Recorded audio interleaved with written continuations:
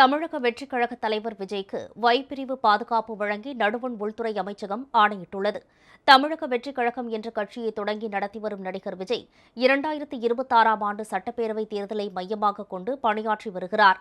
அண்மையில் தேர்தல் வியூக ஆலோசகர் பிரசாந்த் கிஷோர் சந்தித்து அடுத்த ஆண்டு நடைபெறவுள்ள தமிழக தேர்தல் குறித்து ஆலோசனை நடத்தினார்.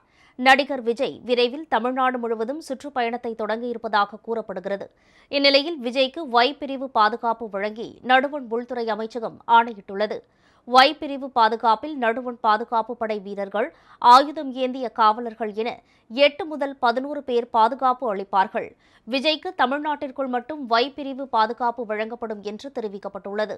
இந்நிலையில் எந்த அடிப்படையில் விஜய்க்கு ஒய் பிரிவு பாதுகாப்பு அளிக்கப்பட்டுள்ளது என கேள்வி எழுப்பியுள்ள அதிமுக முன்னாள் அமைச்சர் கே. பி. முனுசாமி இதில் அரசியல் உள்நோக்கம் உள்ளதாக தெரிவித்துள்ளார்.